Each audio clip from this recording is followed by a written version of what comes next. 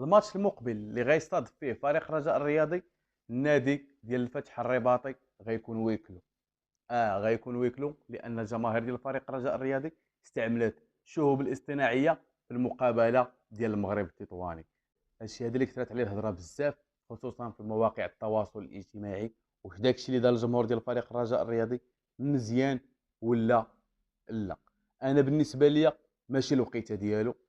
بزاف ديالكم غيقول ان الالتراس عندها امور اللي هي كتامن بها واللي هي خصها ضروري انها تدافع عليها ومبادئ ديالها. ممكن اننا نقول لك متفق معك، واصلا دوك الشماريخ ولا دوك اللي فلام كيعطيو واحد الهيبه وكيعطيو واحد الديكوراسيون وكيعطيو بزاف ديال الحويجات للجماهير. معروف ان الجماهير المغربيه انهم كلهم كتستعمل هذه الامور هذه. انا كنقول انها ماشي في وقيتها، لان جات في واحد الوقيته اللي فريق الرجاء الرياضي الله كيبني راسو، الله كيبني ذاته، الله مكافي مع راسو كما كنقولوا.